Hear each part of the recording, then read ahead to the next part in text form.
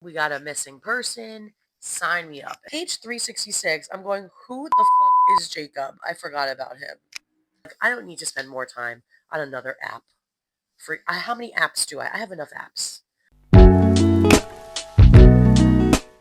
Hey guys, welcome to the first video on my YouTube channel. Today we're going to be talking about The God of the Woods by Liz Moore. And I'm going to get into a little synopsis in the beginning that will be spoiler free. And I'll do a little bit of my thoughts on the book that are spoiler free. And then I will get into a spoiler section and I'll make sure that I put up a spoiler time stamp or something so that you don't get the book ruined if you want to read it. But thank you for being here. Please subscribe and like and comment and stick around for my review of God of the Woods by Liz Moore. Although I did enjoy this book, I feel like there was so much hype around it. And for whatever reason, I feel like it was kind of marketed, I want to say slightly as a thriller. I even think on my story graph, it is listed as a thriller, which I completely disagree with. This is more of a mystery. But I'm going to go through a quick synopsis of the story, and then I will let you know when we get into some spoiler territory. When a teenager vanishes from her Adirondack summer camp, two worlds collide. Early morning, August 1975, a camp counselor discovers an empty bunk. Its occupant, Barbara Van Laar, has gone missing. Barbara isn't just any 13-year-old. She's a daughter of the family that owns the summer camp and employs most of the region's residents. And this isn't the first time a Van Laar child has disappeared. Barbara's older brother similarly vanished 14 years ago, never to be found. As a panicked search begins, a thrilling drama unfolds, chasing down the layered mysteries of the Van Laar family and the blue-collar community living and working in its shadow. Moore's multi-threaded story invites readers into a rich and gripping dynasty of secrets. Liz Moore's most ambitious and wide-reaching novel yet, The God of the Woods, is a story of inheritance and second chances, the tensions between a family and a community, and a history that will not let any of them go. I love the synopsis of that, right? And that's really what pulled me in. We got a missing person. Sign me up. If anyone's missing, I'm ready to read that story. I want to hear everything that's going on in that story. And I did enjoy it. I will say in the beginning, so there's multiple points of view.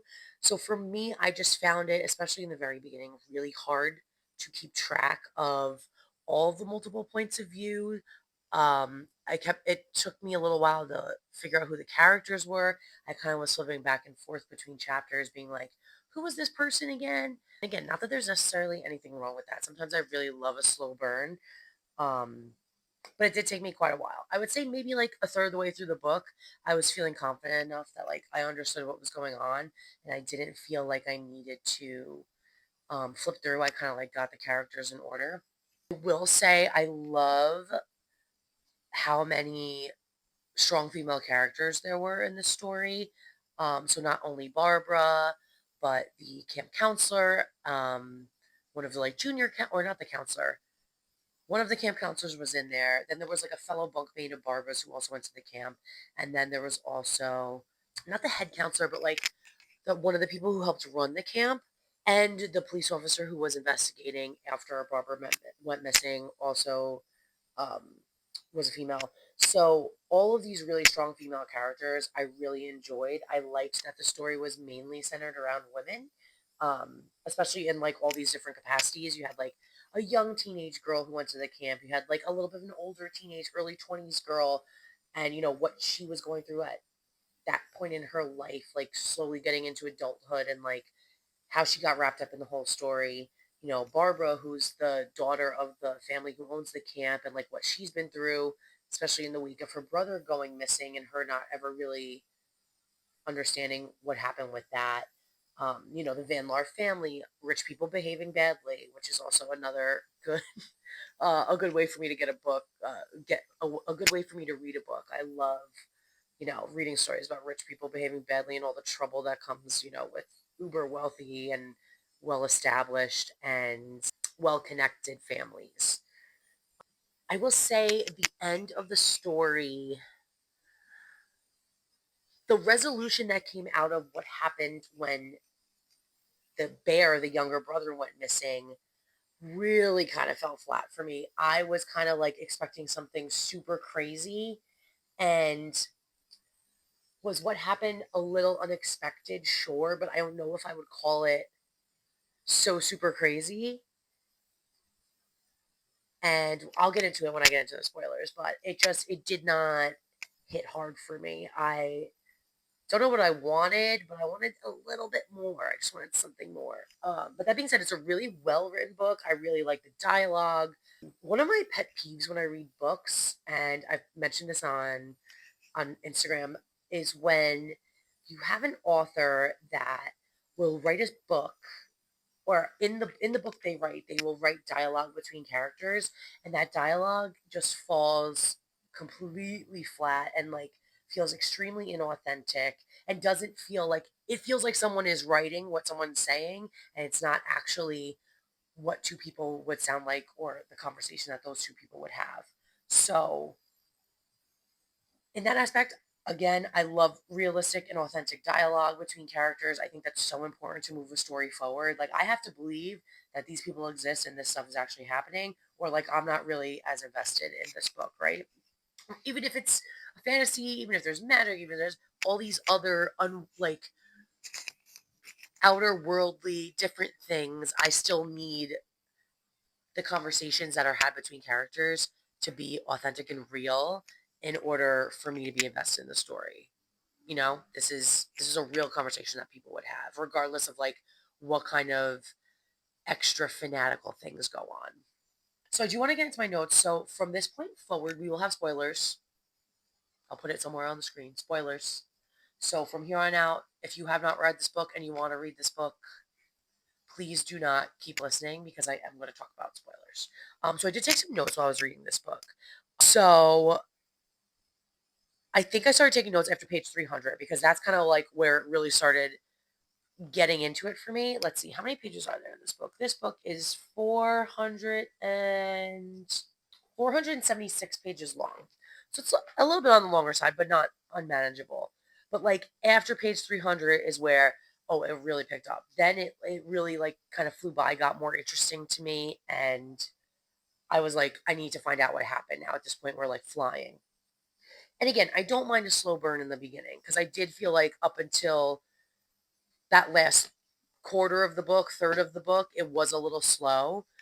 But once we got past page 300, we were cooking with gas. So there was a point when Barbara and I think Tracy is the other. Yeah, Tracy and Barbara sneak into the house while there's like this party going on with their family, and Tracy hears someone with Peter, who is her father.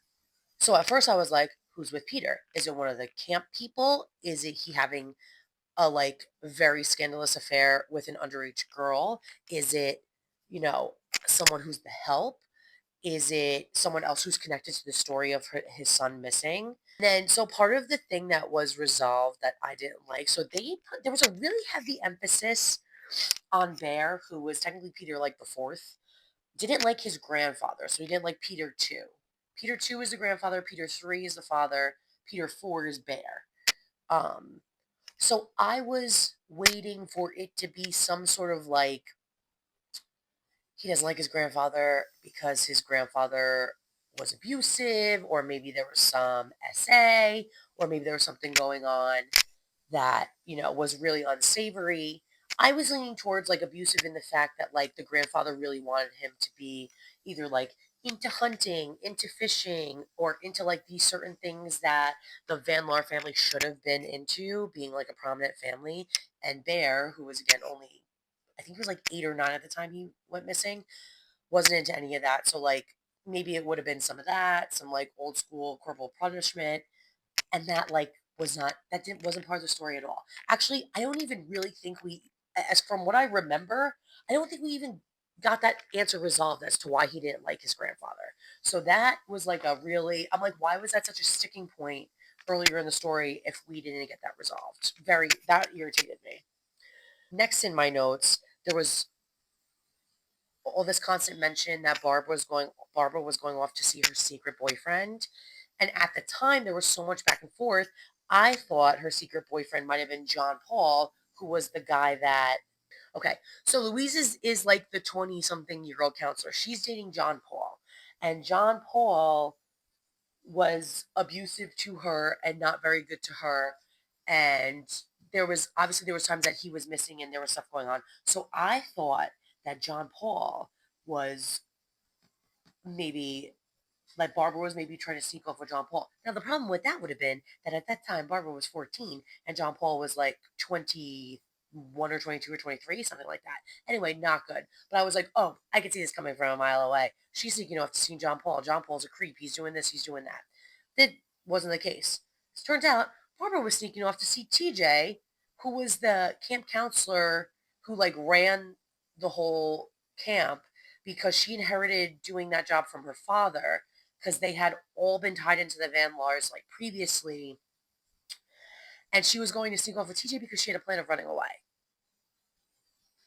Which again will lead itself more information into the end of the story.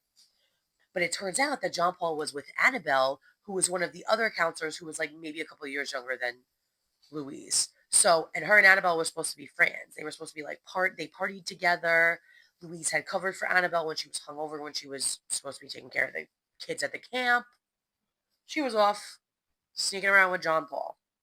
And John Paul got out of all his trouble with Louise because John Paul's dad is a lawyer, and not only a lawyer, the lawyer for the Van Laar family. This is really messy, really interconnected. I mean, everyone's kind of up in everyone's business. And that does make for a good story. That's why I did still rate this book pretty well. I rated it 3.75 stars because I did really like it. I just feel like at the end it didn't fully come together for me, or I guess like come together in a way that I really liked or enjoyed. So I wrote this is one of my this is I love this. So I need to be better about taking notes so I can like go through an entire book better, but we will improve as time goes on. Page 366, I'm going, who the fuck is Jacob? I forgot about him. Because again, in the beginning of the story, there's like one chapter from this Jacob perspective, and then you do not get another one till or maybe there's one other minor one that I don't remember, but you don't get another one until you're like more than 3/4 of the way through the book. I'm like, who is Jacob? Jacob is this guy who got arrested years ago around the time that Bear went missing, that people just attributed he was like the one who abducted and or killed Jacob because he had like there was like other kids that went missing that got abducted and or killed. So he was doing prison time. He gets out of prison and then coincidentally Barbara goes missing. So they think, oh, he's come back to his like old territory to come and abduct these kids. So you do get a couple of like things from Jacob's perspective. Was that necessary in this story? I do not think so. I think that completely like threw me, and not in a way to like throw me off the scent of what's happening, but like I just don't think his perspective was necessary. In the end, he witnessed Bear's murder, or not Bear's murder. They witnessed people covering up Bear's murder or Bear's death, because I guess it wasn't technically a murder. While he was in hiding on the run the first time, he saw TJ's father bury Bear because Bear had ended up dying because his mother was on so many drugs. She took him out on the boat and the boat flipped and he drowned and he died. But the mother was also so like pilled out that she didn't realize that it had really happened. And then people they continued to gaslight her the rest of this woman's life and told her essentially like you just had a bad dream, like take more of these pills so you can calm down for your anxiety. I mean, what a shit show, honestly. I really enjoyed reading from Judy's perspective, or Udita, I think is how her full name was pronounced, but Judy for short. She was the cop who was like working on the case. I really enjoyed her perspective. I think the best part of the book was really reading through her perspective and seeing like getting the perspective of like women in predominantly male careers and fields. I mean, also this was like in the 70s, so like a female cop in the 70s even rarer than they are today, right? So again, then once we get towards the end, Barbara ends up is visiting TJ because they are setting up a plan because Barbara's going to escape her family and live on this like remote island that only like TJ and her family had known about, that was like on this expansive part, like out of this other expansive part of these like woods that was out. Well, this is all supposed to take place like up in upstate New York. And so TJ and her are like bringing supplies at night to the island, which like you can only get to if you swim or take a boat. So bringing enough stuff out for her to be out there. And the conclusion of this book, which was so frustrating to me about like, so they find, so Judy finds Barbara and she's like, oh my God, this was her plan. She wasn't sneaking around with a boy. She was sneaking around with TJ. At first they were like, TJ's a lesbian. Again, big no-no for the 70s. And they're like, was Barbara in an inappropriate relationship with this much older lady? Now, that was not the case. TJ had been a few years older than Bear and was very close with Bear when they were younger. And when Bear went messing, it really, really messed up, like messed her up. So she was helping Barbara because she knew like how terrible her family was. TJ's also taking care of her father, who at this point has like dementia and like doesn't remember what's going on, and then Judy presses him and like is like saying he's sorry about Bear, and then they think he killed Bear, but he didn't kill Bear because the mother killed Bear. He just helped kind of cover up what happened because they didn't want the police involved, because if that was the case, then TJ and her father wouldn't inherit the land. I mean, just crazy. Anyway, long story short, I just felt like this book took so many twists and turns, and like not necessarily in a good way. Like it wasn't twists and turns in like a thriller way. It was twists and turns as in like the story got convoluted. And again, I overall really liked the writing. I liked where the story, like I liked the idea of the story and where the story was going and the potential of where the story could have gone. It just fell a little flat for me. Like it was not satisfying. And I know that this one, so I got this from my Book of the Month Club subscription, and it won Book of the Month Club's Book of the Year. And this didn't put me off to Lismore. Like I really liked the writing. I liked the strong female characters, and I did like some of the character development. Like the counselor who was, oh my God, I gotta be so much better about remembering characters. Louise especially. I feel like Louise's character arc through here was really good. So it did not put me off to reading more from Liz Moore. I know Long Bright River is I think it just got made into like an Amazon or a Hulu series or something. I really want to read that before I maybe watch the show. So I will be looking into more of Liz Moore's books. Again, God of the Woods, I rated it 3.75. It was good. I would say if you really are interested in the story, you should still read it. I don't think it was like a book of the year worthy book, in my opinion. But if you guys made it through watching all of this, thank you, first of all, for being here. I appreciate it. And if you read this book, let me know what your thoughts on this book. If you've read any more of Liz Moore's books, tell me which one I should read next. And if you just made it this long and you've done either of those things and you're just here, leave me a heart emoji so I can see how many of you stuck around for my very fumbling first YouTube video. And hopefully we'll grow this channel together and get to talk about a lot more books and get to talk about a lot more fun things and do a lot more spoilery reviews. If you love this book, tell me why you think I'm wrong.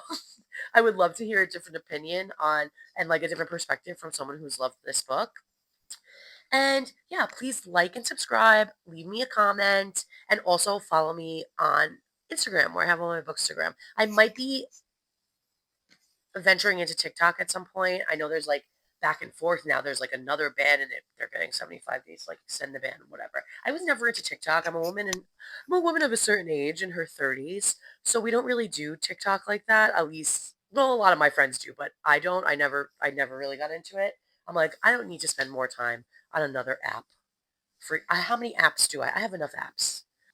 But yeah, thank you so much for watching, and I guess I'll see you next time. Bye.